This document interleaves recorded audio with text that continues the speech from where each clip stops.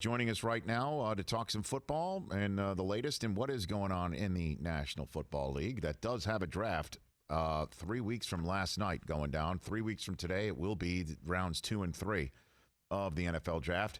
MMQB senior reporter and good friend Albert Breer back on the show. How are you, Albert? I'm good. How you doing, Rich? Everybody staying safe out there? Yeah, we are. I hope everybody like you and your family. I know you got young kids, and I know you've got an extended family. I hope everybody is healthy and safe wherever they are too, Albert. Yeah, I appreciate that. My wife's a nurse, so it's been an interesting time. I mean, she's in the children's hospital, so it's been a little bit of a different position. But I got to tell you, what some of the stories she comes home with are amazing. So I'd start with that. Like, just if anybody comes into contact with a doctor or a nurse they know over the next few weeks, be sure to thank them for what they're doing. No doubt about it, Albert. I feel like we talk about them in a manner in which we should always. Because without health, there's really nothing we can do. We talk about them in many ways that we talk about members of the military, thanking them for their service is basically what we're doing right now, because this is a war. I mean, that's a front line that they're on right now to battle this virus to get everybody healthy and back to normal. So I think that's applicable, when you think about it. Yeah, it is. It is. It's and they're some of our best people. I mean, I've always said this.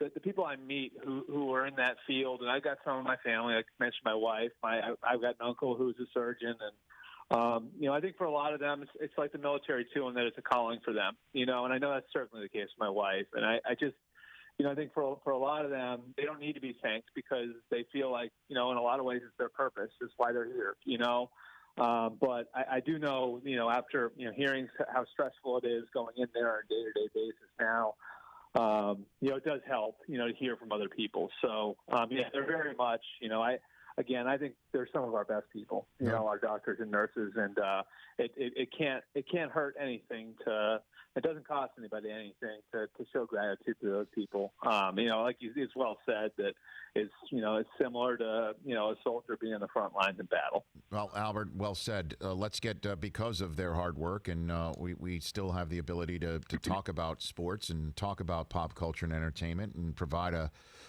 respite. So top story of the day in the NFL is without a doubt Ryan Pace and Matt Nagy coming out today, GM and coach of the Bears, saying what we all assumed, that Nick Foles is coming to compete. It's an open competition at the quarterback spot in Chicago. How in the world is that going to play out, Albert? It's going to be interesting, too, because they're not going to have the spring in all likelihood to go through it, and so it's going to be, I think, to some degree, a little bit of a fire drill when they get to the summer. And I think at the same time, I think part of the reason why the Bears proceeded the way they did, I know part of the reason they proceeded the way they did at the quarterback position was because they knew they were going to have to, A, continue to get Mitch Trubisky reps if they wanted to give him any chance at all, and B, find a way to bring in somebody new who would be able to get up to speed quickly. And that's why the two guys they targeted and when they were looking at different trade options were Andy Dalton and Nick Foles, because both those guys had background in the system. And so the fact that Foles was with, John DeFilippo in Philadelphia, the fact that he was with Matt Nagy in Kansas City is huge, because it means they won't have to get him up to speed on quite as much as you would a normal new player. And I think it's also, at the same time, kind of an acknowledgement of where they're at. I mean, they've got an awful lot of players that are right in the prime of their careers. Guys like Khalil Mack and Eddie Jackson and Fuller. You can go right on down the line. There are a lot of guys that are sort of square in the prime of their careers. This window isn't going to last forever. And so I think they knew they needed better production out of that position based on where their cap situation is. They're probably going to have to make, some hard decisions over the next couple of years on some guys. And so, you just let the two guys compete and you see what you can do and try to get the most out of this sort of group of Chicago Bears. And that's going to be where they're at going into camp, is make a decision as quickly as you can.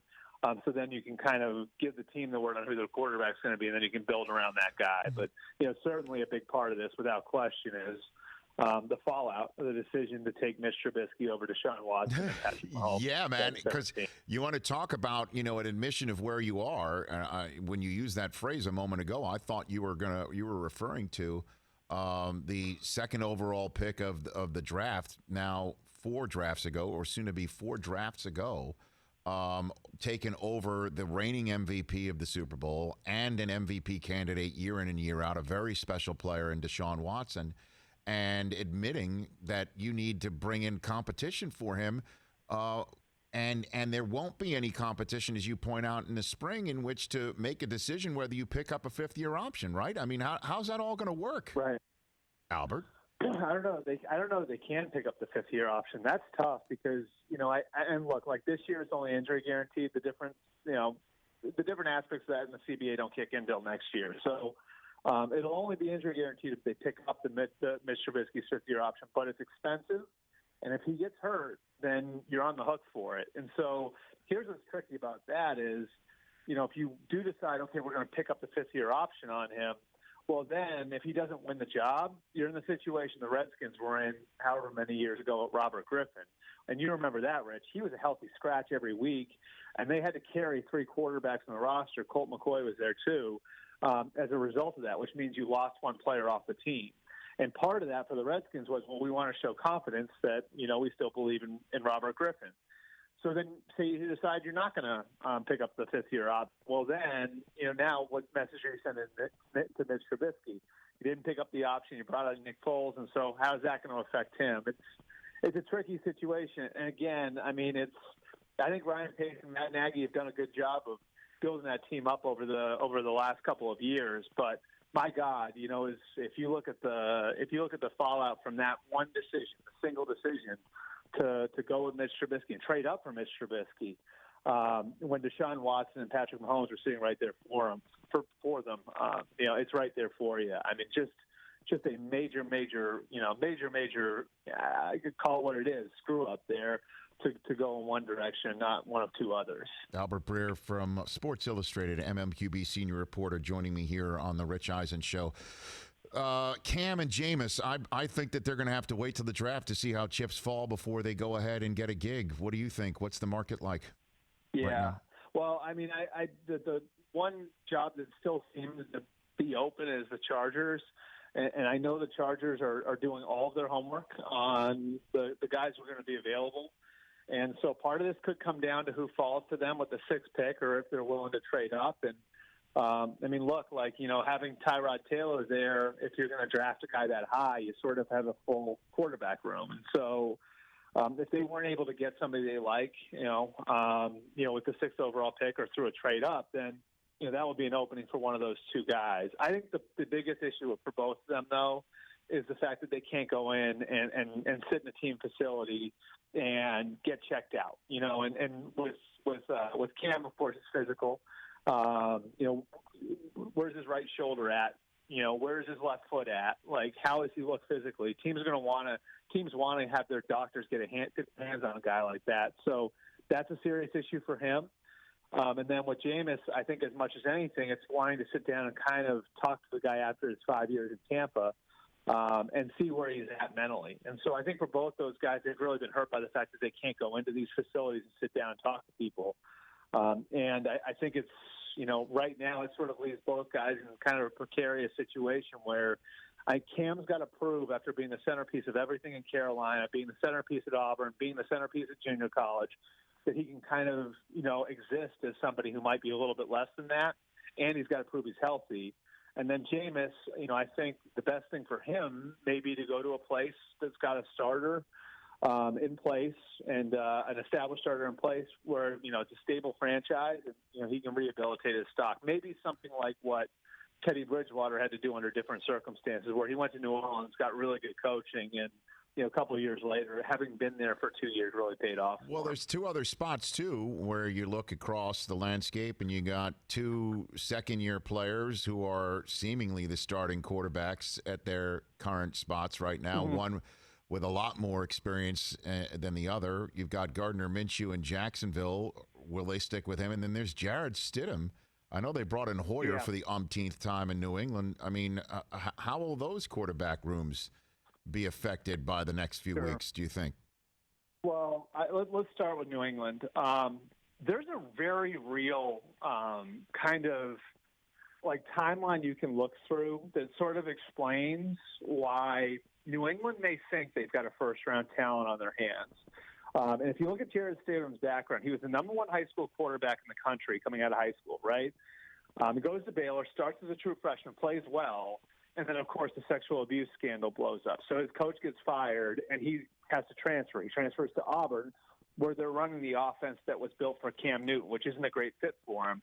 So when the Patriots drafted him in the fourth round last year, they sort of looked at him as a distressed asset. You know, a guy who's got got great talent, great kid, checks off a lot of boxes, but didn't play that well college because he was in a situation that didn't fit him great, which really wasn't his fault if you look at the timeline of it.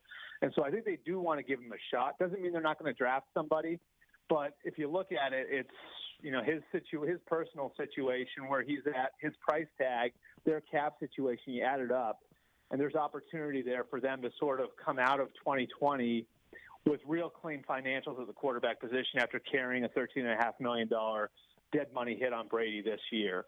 As for Jacksonville, I think that they are going to give themselves some insurance behind Gardner Minshew. I just wouldn't be surprised if it's not Andy. I wouldn't be surprised if it's actually Andy Dalton and not Cam or Jameis. And the reason why is because Jay Gruden's there. Yep. And Jay Gruden worked with Andy Dalton his first 3 years in the league. There's a very close relationship there.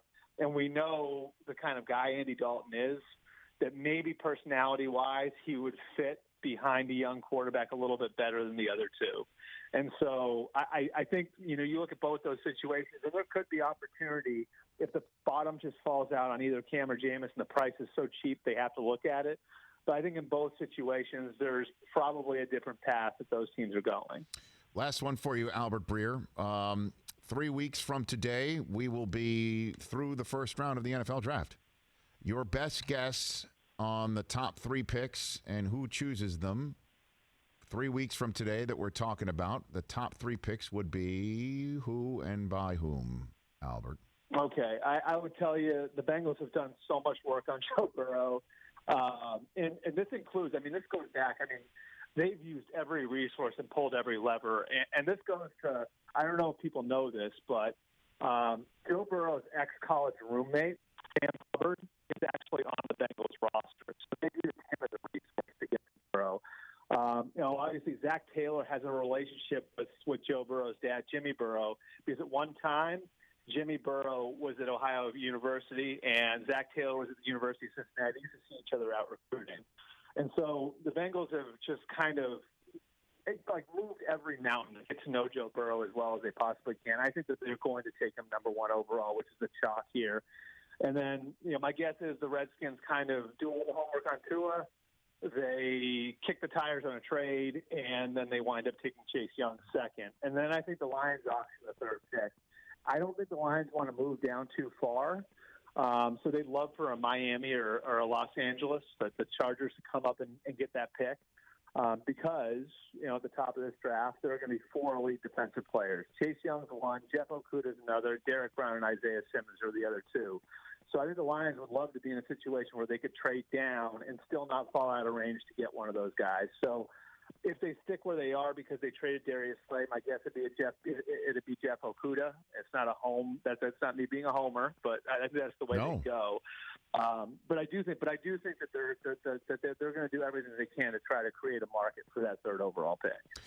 Thanks for the call, Albert. Best to your wife, best to your family. Let's chat next week after. Look for my call. We'll make this on the regular before the draft. That's for sure. You take care. Absolutely. Thanks, Rich. And stay safe out there, all right? You got it. That's Albert Breer right here on The Rich Eisen Show.